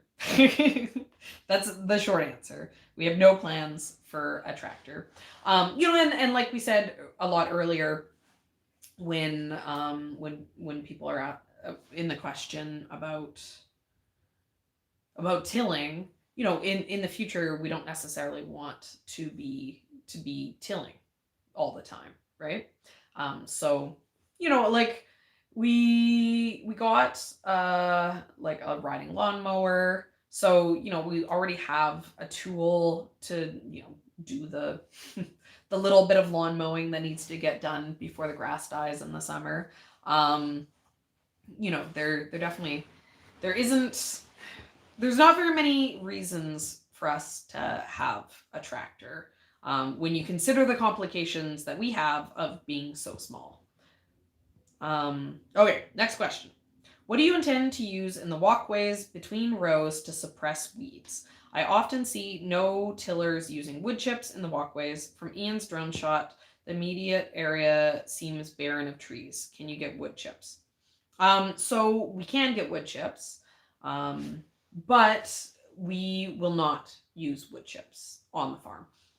And the reason why we won't use wood chips, we used to put wood chips in the paths of our no-till garden, but I'm never going to use wood chips in the farm because the fact that when we're working on the scale that we work on, the way that you deal with weeds is by cultivating. So having the paths, right now I don't do much in the paths because the paths, Ian tills them up kind of at the beginning of the season, and not much actually comes along and resettles in over the course of the year, because we're getting pretty close to getting through most of the seed bank that we have on the farm. So yeah, so the long-term way that we personally will always deal with weeds in the path is with a wheel hoe. We won't use wood chips because if you want to use a wheel hoe, which is super fast and a super efficient way of cleaning out the paths, you've just shot yourself in the foot. You've basically turned the weeding of the path from like a 5-minute with a wheel hoe job into now you need to be like crawling along the bed hand weeding all the weeds out of the path because you can't efficiently use a hoe in like wood chip mulch. So yeah, and then the wood chips, so here it's so dry, like here nothing grows without irrigation. But the wood chips, they're an amazing mulch because they really hold the moisture in. But because they have such good steady moisture in the wood chips, they actually in the Okanagan are really are really aggressive spots for weeds, right? The weeds love the wood chips. So how the farm is now, like the weeds are mostly just like what blows in, quick and easy to scrape them off the dirt with a hoe. But if I had wood chips, they're all these Chinese elm seeds would blow in and they'd germinate and they'd be loving life, and then be a nightmare for me to try to weed because they're these big taproot things, as opposed to these kind of dry dusty paths where maybe some dandelions are going to be popping up, or bits and pieces of stuff that will germinate in drier conditions, and then I see them and I deal with them. But yeah, so wood chips is wood chips are great if you in your home garden. We use wood chips to mulch around. Well, we don't. I don't use wood chips. I'll come back to that. But yeah, we mulch. I like mulching like perennial beds. But yeah. So like the back to Eden thing, like I have a little video on this. This is like this is like side rant. This is like backstory. Yeah, the back to Eden technique is he doesn't use wood chips. He uses compost. He uses wood chip based compost. And compost is a great mulch. And because it's composted, it's not going to be stealing any nitrogen or doing any of those things. But yeah, if you use straight wood chips, like before they've like sat for a couple of years, or like, you know, the Back to Eden guy, he mixes them in with chicken manure and then like rots them. He uses a couple-year-old wood chips to put in with his chickens, which he then, you know, like leaves in there and digs out once a year. So it's like, you know, it's like almost double composted. You know, wood chips themselves, they're full of weeds, right? Like they're usually like really chunky. It's not the best mulch.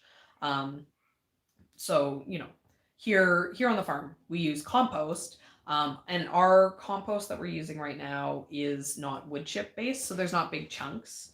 But yeah, like even if you're doing like a wood chip based compost, once it's composted down enough, around here, because our local dump does a wood chip based compost as their compost, and they usually screen it, which means that the big hunks of wood are out of it, so it's fairly fine, and that actually works really well as like a mulch. You know, that I'd throw down and pass no problem.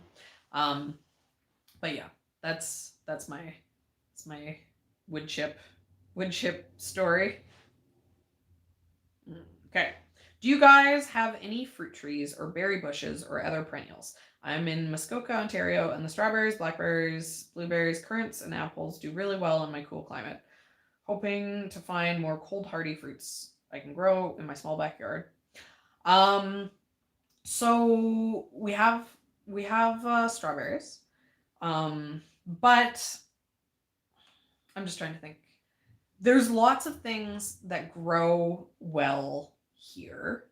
You know, and there's so many fruit, like different like berry bushes, fruit, like stuff that you can grow in a small space. And we were a lot more focused on that kind of stuff in the home garden. You know, we had like grapes, and we had hardy kiwis. Those, you know, those were, I think they're hardy to like zone 4.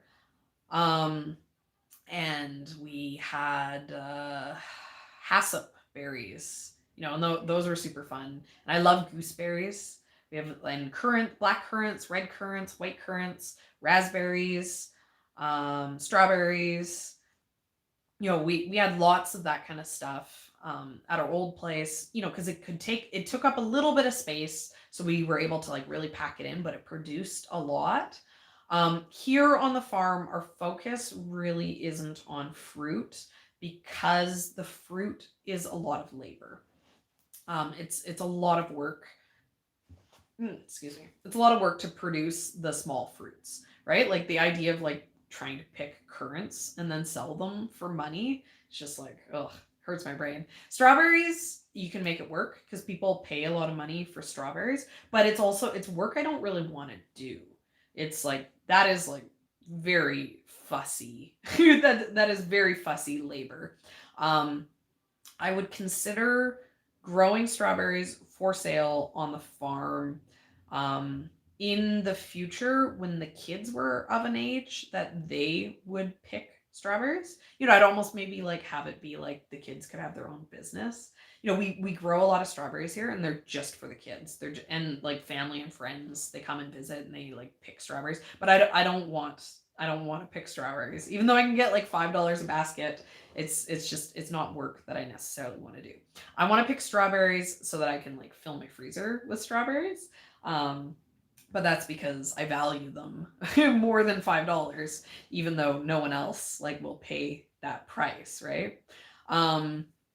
But yeah, when we first moved here, we planted a bunch of fruit trees. We had like, you know, one of everything. We had like an apple and a pear and like this type of apple and this type of that and like a peach and a nectarine.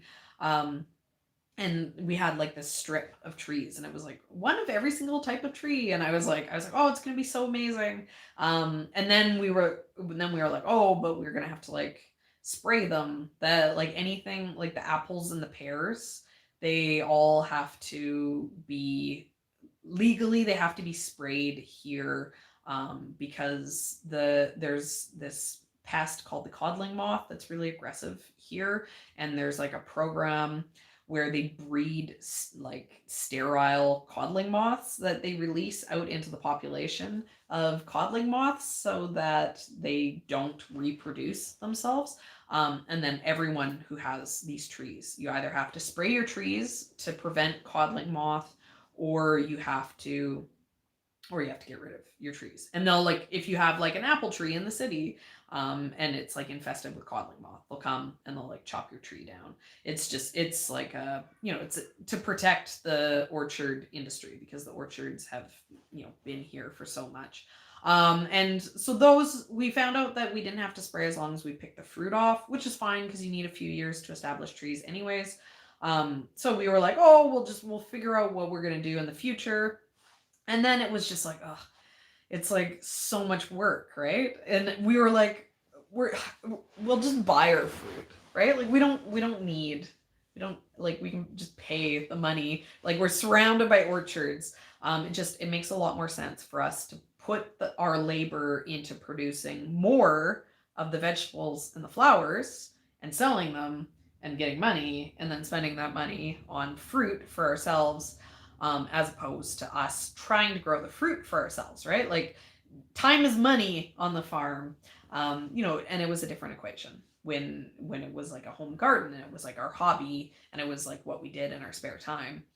So yeah, we're moving away from the fruit, and if we had a farm stand, we'd maybe either like buy in the fruit, or like our neighbor has a farm stand. He's like, I was talking to him today, and he's like, he put in some blueberries. He's like putting in a big strawberry patch.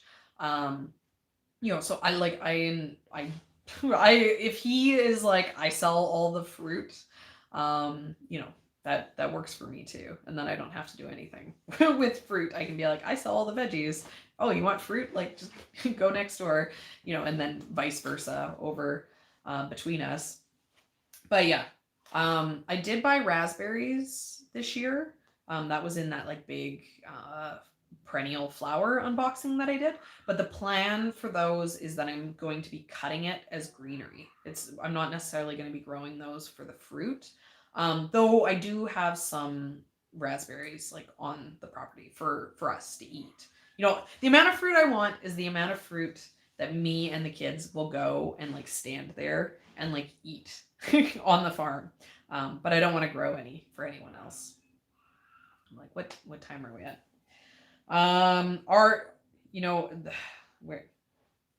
There's a lot of questions. Ian's phone. There's a lot of questions here.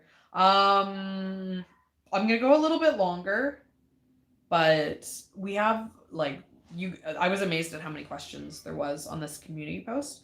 And I was saying to Ian, I don't necessarily have a plan for the following week's live video, so we might just keep going on the questions. Like we'll keep this, if anyone wanted to throw more questions onto this post, and then next week we'll keep answering the questions. Because there's a lot here. Are your beds irrigated? If so, can you explain your setup? We need Ian for this one. He's the irrigation expert. So in Kelowna, nothing will grow without irrigation, including grass. If you go back and you check out like our videos in August, the farm looks like so crazy because it's like glowing, bright, vibrant green, and then it's just like dead. Everywhere else, all the drone shots, it's just like dead grass. And that's because like nothing survives here. Like I know that like those pine trees out there, they're obviously not irrigated. But like there's a reason why that hill is like empty, other than like a spattering of pine trees, and there's not like shrubs or anything. It's not like someone went up there and like ripped all the shrubs out. Like shrubs don't grow here because there's just not enough water. So everything needs to be irrigated, and it needs to be irrigated which reminds me, I have the hope. Okay, hold on one second, guys. Hey, Ian, I have the water running. Can you turn the hose off? Okay, thanks. I'm watering, and I forgot. And So now I've like flooded out a chunk of the farm. Yeah, we have to start irrigating now. Yeah, the sorry, I'm distracted. I'm laughing at the conversation people are having about raspberry leaves and hating the taste, because I love raspberry leaf tea. I think it's great. One of my favorite teas is nettle tea. I at our old house I planted nettle in our garden because it's like I really like it. So I'm just laughing at that. Yeah. So irrigating. We have to irrigate now, right? Which feels crazy. Like our farm water isn't on yet. So all of the irrigating that happens now is me like bumping a hose around the farm. I have this like crazy like 300-foot collection of hoses twisted together, and I like drag it down the farm to try to water everything. But yeah, the only month that we really get any sort of rain is June, but it's hot by June. So, we don't necessarily get enough rain that I don't still irrigate. And then October, we're usually getting some rain, and it's cool enough that we can get away with irrigating, once a week instead of, here on the farm, we water every second day. Lots of people water every day. But I'm like, if you can't survive without reduced water, then you can't grow on this farm. Yeah, so I make the things suffer a little bit. Okay, I know that there was like some other questions asking about irrigation. So the setup that we have is it's the main farm chunk, which is like the original 40 beds. Or is it 20 beds? I don't know. Okay, I'm having a brain fart. Yeah, so the original beds, they're all on overhead sprinklers. And they're all on overhead because we were given some bits and pieces of like a irrigation system, and so we like pieced it together just to save money. And we've struggled. They're not the heads that they're like about heads, and they're not what we would buy. But yeah, but I do like them. I like drip. The drip is a lot more efficient for water delivery here in the Okanagan. It's so dry that it makes a difference when it just like sinks right into the ground. It evaporates off of the surface. But the overhead, like the soaking of the beds, is really nice for saturating the beds for germinating things. Like carrots. The trick to being able to germinate carrots is that I run the sprinklers for the carrot. A fresh seeding of carrots, I do the sprinklers every day for a short period of time, so the surface is nice and wet. Because they need constant moisture to germinate. That's one of the things that makes carrots really tricky around here. So dream irrigation system, I would have the beds set up with drip, and we do 3 lines on the beds, like 3 across, and then the entire length of the bed. And then I probably also have overhead so that I could water with the drip for like the main part of the season, but I'd also have the overhead in place, set up, available to be able to run it to water things for germinating. But yeah, I really like the drip. And then we set up, I think it's like 5 beds per zone, right? So we can like run 5 beds at a time. When to plant out nasturtiums? They need past frost date. Abbotsford, I don't know when that would be, but I wouldn't do it yet. It'd be one thing if you're putting seeds in the ground, and then they're just not going to germinate until it warms up because they need hot. But yeah, nasturtiums are one of the most frost sensitive things that I've ever grown. Like even a little bit of frost and it turns into spaghetti noodles. So definitely later better than sooner for nasturtiums.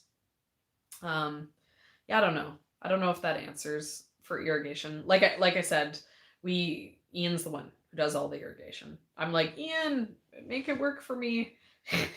He sets it up and then I just turn it on. And this year we're putting in an automated system because the amount of time that it takes to turn on the sprinkler systems is like insane. So once it's automated, it's going to save us like an hour every day, which will be wonderful. we can turn it into beach time. Oh, you know what? There was a question and I don't think we answered it. It was about the comments on the channel. So the story about the comments, our channel not having comments, is that we love comments, but YouTube disabled our comments 2 years ago. We think probably because of children like in our videos. We kind of don't put our children in as much anymore. But yeah, we don't turn off the comments. YouTube has disabled the comments.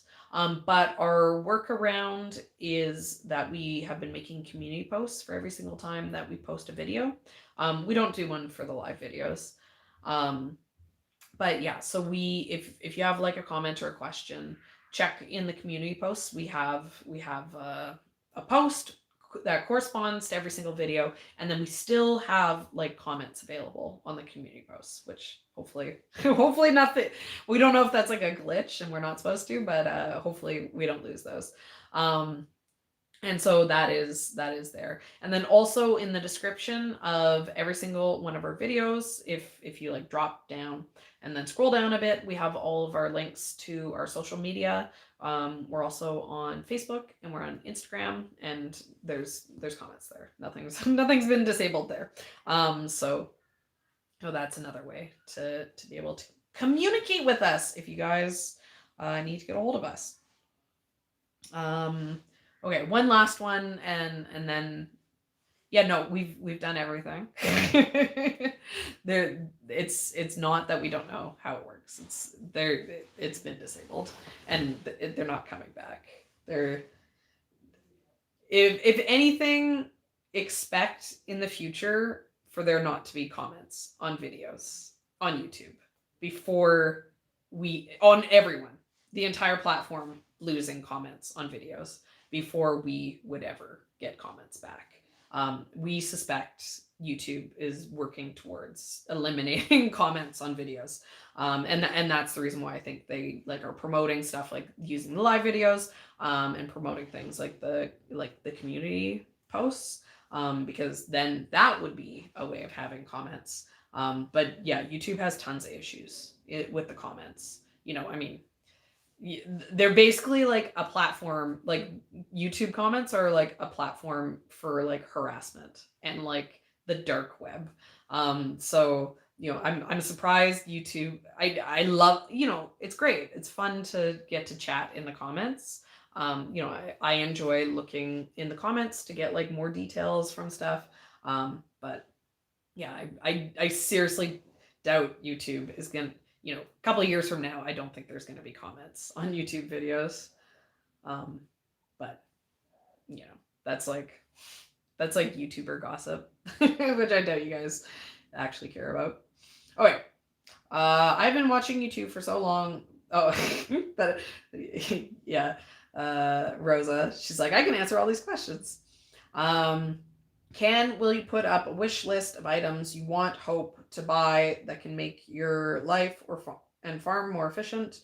Or how about a GoFundMe for bigger items? So we did, we have like an Amazon wish list.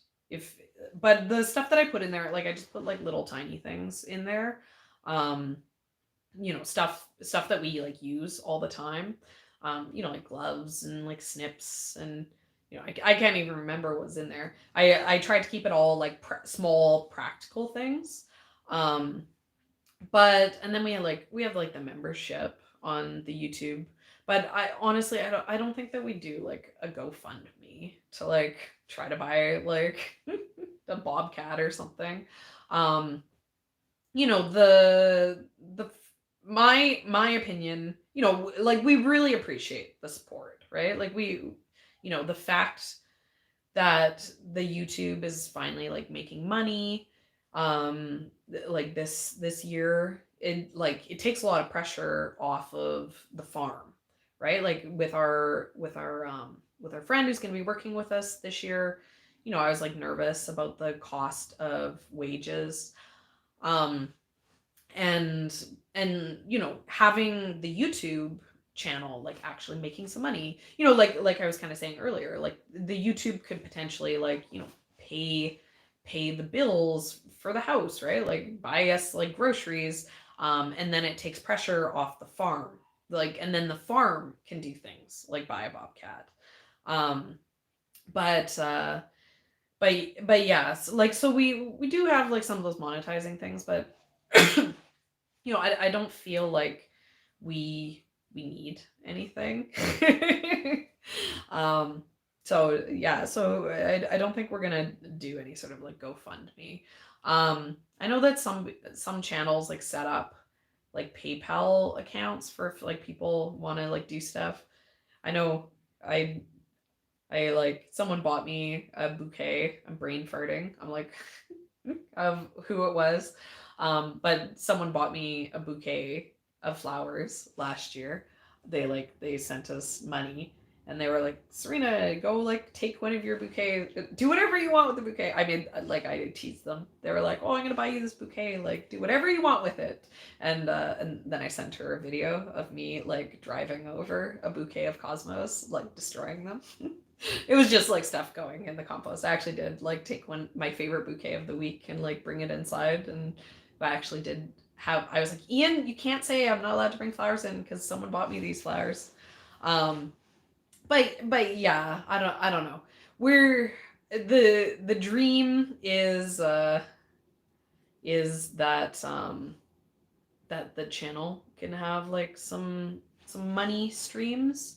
Maybe we could like, like someone was saying, we're getting close to 100,000. Maybe we could. Oh, it's warning me. It's like you're at 2 hours. The internet starts to get fussy. But yeah, so I don't know.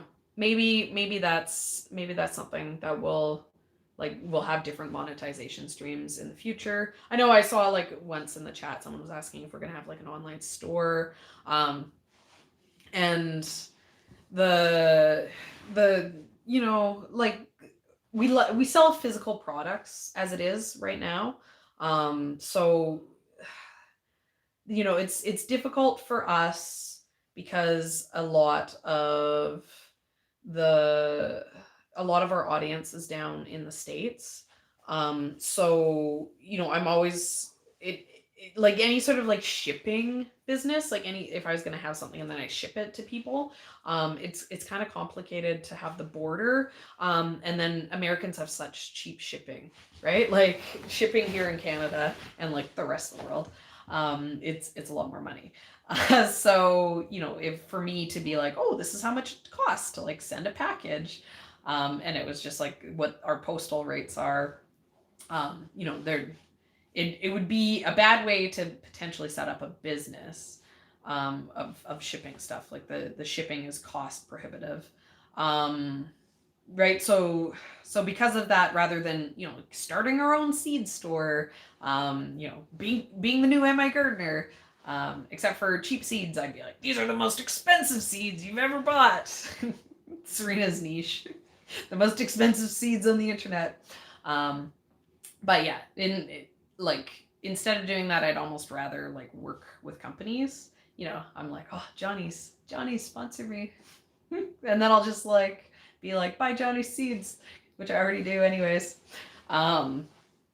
but yeah, so if we did some sort of business in the future, we'd probably look to like either start the business partnered with someone like down in the States. Yeah, proven winners. Send me all the perennials. Yeah, because I will have to get 1 million like garden answers, and then I can be sponsored by proven winners. Yeah, no, Johnny's does know me. Johnny's is great.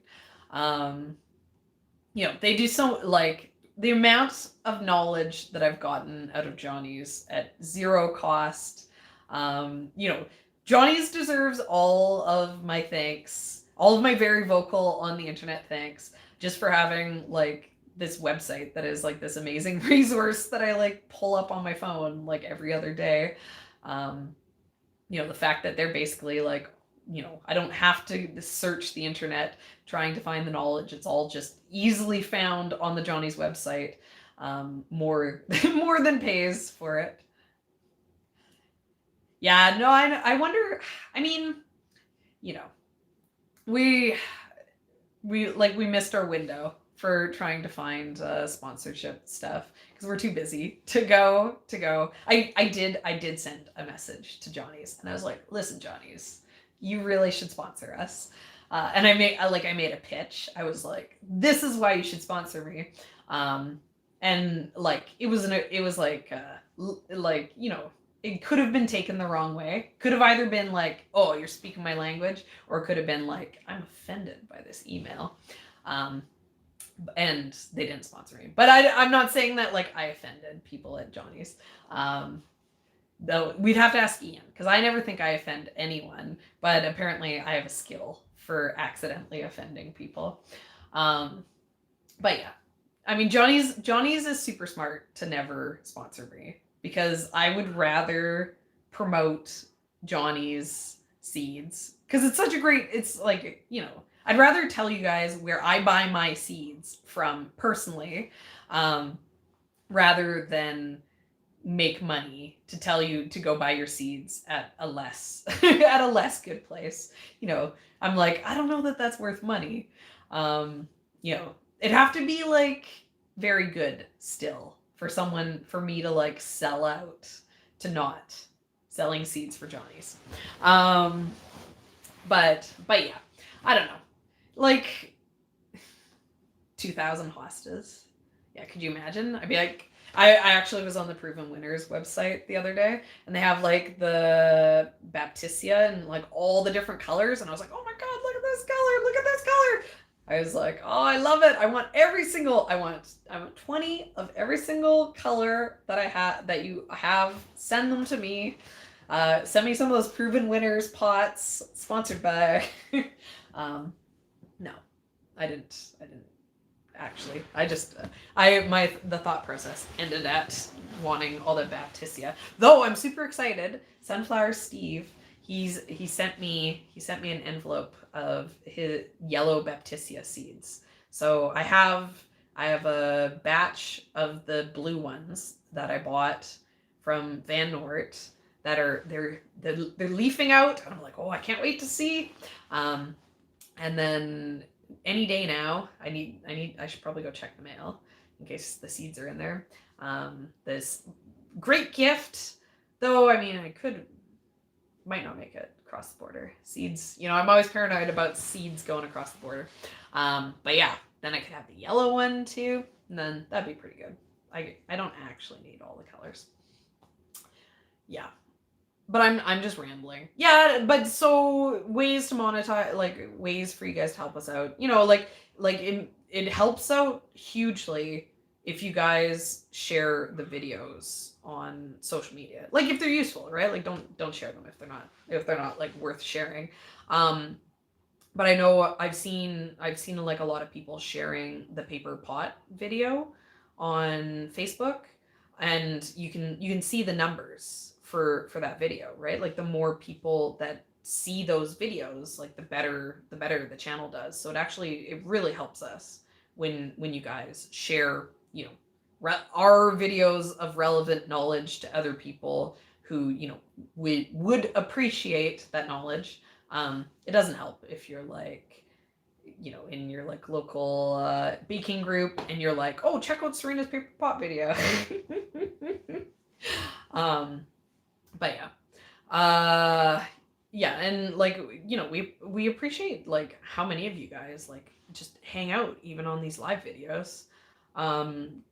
You know, like these aren't like, we do these because we like these don't necessarily make a bunch of money. But you know, it means a lot to us that so many of you guys you know, like are interested in what we consider not high quality content. You know, with my cell phone fighting me, and me, you know, definitely not having any sort of filter for where all the chatting goes. But yeah, and then, you know, we're keeping open-minded in the future for like working with companies, but we really only want to work with companies that we actually like. You know, we don't want free stuff, right? You know, I mean, I guess Bobcat wanted to sponsor us. You know, here, I don't know, like I always call them a Bobcat, but I guess Skid Steer is what like the actual names of them. But I mean, that'd be cool. Or okay, so the one, since we're talking about my wish list of sponsors, I really want to be sponsored by BCS America. And I know they do some sponsoring. I know I've seen them, you know, it's like Proven Winners. I'm like, oh, Garden Answers is sponsored by Proven Winners. So they must sponsor people. But yeah, I've seen BCS America do some sponsorships. And I'm like, oh, could you imagine I could like make a video just like being like reasons why I love my BCS, which I'd make anyways, and then like I could do it with BCS, and then I could get that precision depth roller that I really want, that's been on my wish list. You know, that'd be exciting to work with companies I want to work with, and then not have to buy the tools. But yeah, I'm just rambling. So I'm trying to think of like channel announcement type stuff. So I know this is the third time, but the members live Friday 10 a.m. and it's in the community posts to get the link. And then I haven't made it yet, but I have to do it this week. I'm gonna do a video explaining what a CSA is, and why you'd want to do a CSA, and why we haven't done a CSA, and I'm going to use that to launch my flower CSA, you know, which probably isn't super exciting for all you guys because it's going to be locals only, and it's 5 spots, and if it sells, then I can do a second one. So it's definitely going to be very, very tiny. But if I'm going to do it, I have to try to start selling it. So I'm going to make that video this week. There was one other. Oh, and then for this, so we didn't get through all the questions. Like, I think we only got about halfway through. So I think maybe what we'll do is I will do this. Yeah, I know, I'm just wrapping up. Ian's back. I'll do this. We'll do this again next week. That's what like next week's live video will be. And if you have a question, add it to the post. Right? It's because I was going through it like the first people who commented. So we'll keep doing that, and we'll see what we can get. First person to ask a question gets a bonus. Which is maybe we answer your question. Bonus question. Yeah, but I won't make another post. I'll just keep that one post. So if you have a question for next week, throw it on there. Maybe we'll get to it. Yeah. Because it's too hard to be able to read the chat in here. You know, we pick things up every once in a while, but I'm too blind, and it's too hard to read that quickly. It's too hard to read and talk at the same time. You didn't brush your teeth on that. Okay, thank you so much, guys. Thanks so much for hanging out. And we'll chat again next week. Okay, see you guys. Oh, are you okay?